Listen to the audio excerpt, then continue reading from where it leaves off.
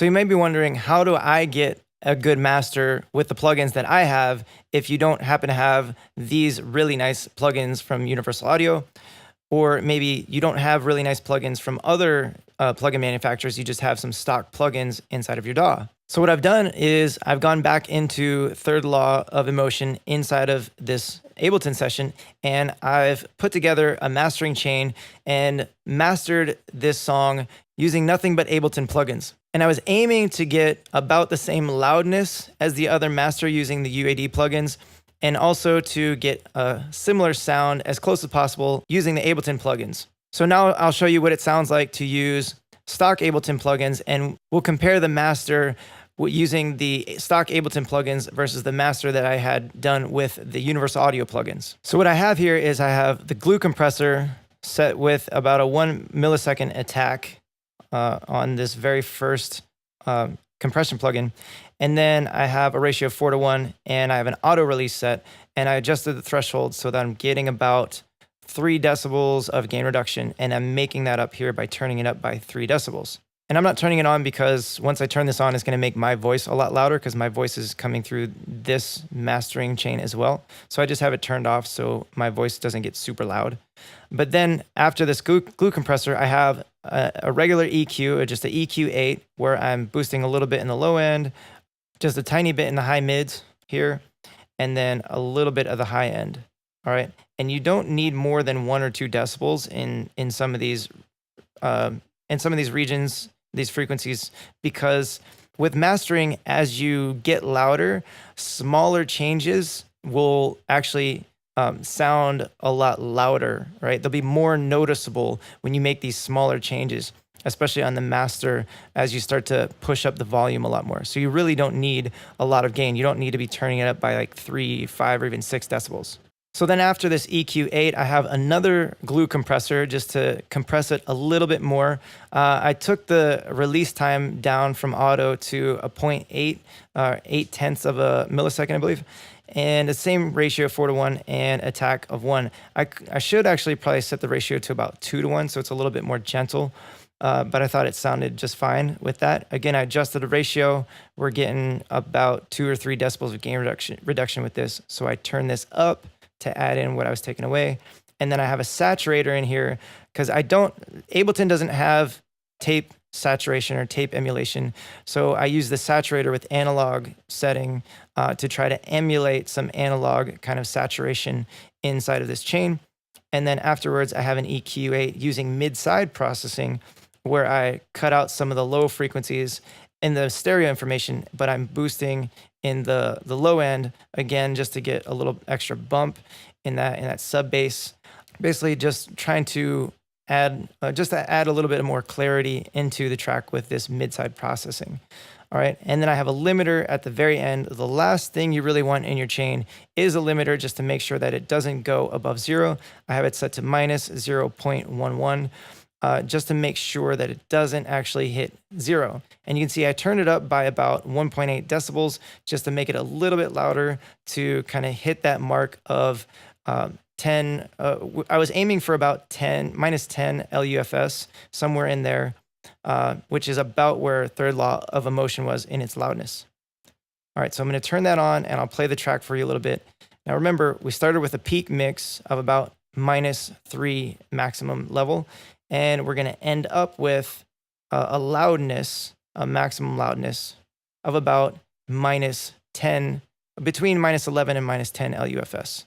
So pay attention to this number right here, integrated LUFS, while it's playing. All right, again, so this plugin on the left, the PAS meter, is measuring RMS and peak meters here at the orange, RMS in the middle. And then it's going to pass through these plugins here in the bottom.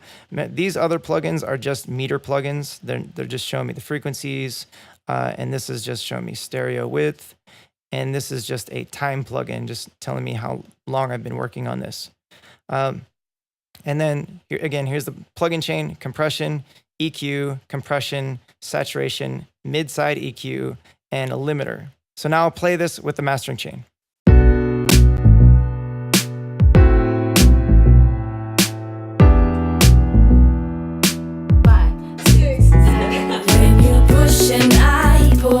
It's inevitable.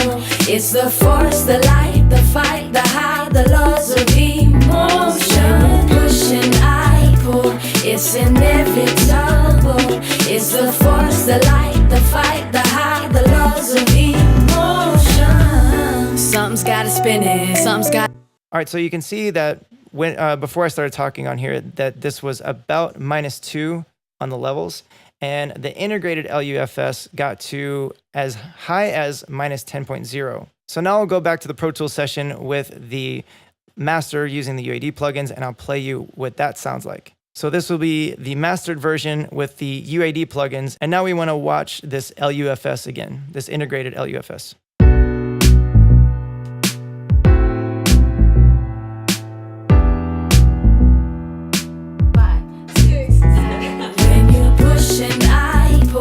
It's inevitable. It's the force, the light, the fight, the high, the laws of emotion. Push and I pull. It's inevitable. It's the force, the light, the fight, the high, the laws of emotion.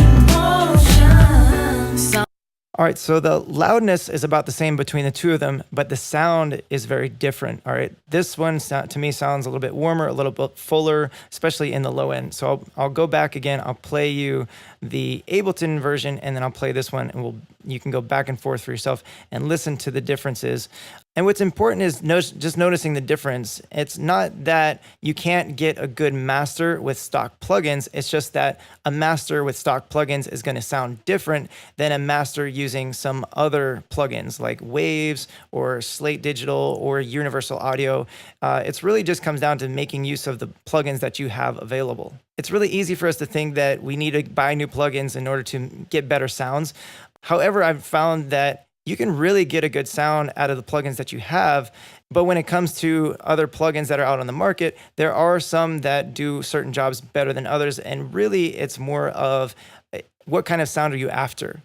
Okay, if you want a warmer, more rich kind of low end, then there's certain plugins you're going to want to get, like tape saturation, and plugins like that where they're going to help to kind of warm up and beef up the low end and stuff like that. So really quickly, I'll play you the Ableton master, and then I'll go back and play the Universal Audio master.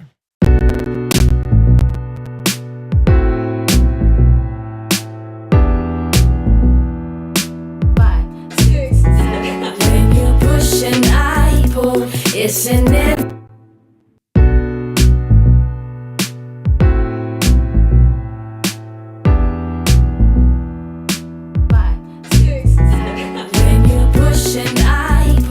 It's inevitable.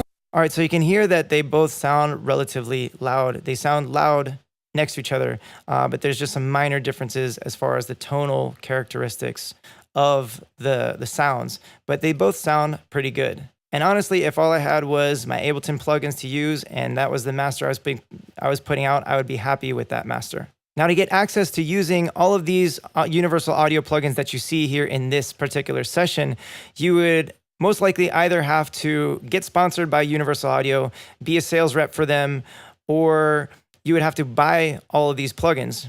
And just as an extra note, these plugins will only work if you're using Universal Audio hardware. So you have to have one of their interfaces or one of their satellites in order to be able to use these plugins, which the price of these plugins is actually really cheap in comparison to buying the actual physical gear that these plugins are emulating. All right, so this Studer A800 actually sells, if you look it up online, it starts at about $10,000 to buy one of these old school tape machines. And then things like these APIs, like this is probably going to cost you anywhere from five or $600 maybe.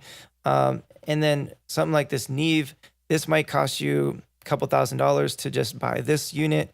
And this Shadow Hills mastering compressor actually starts at about $8,000 to buy this, whereas the plugin itself is about $300.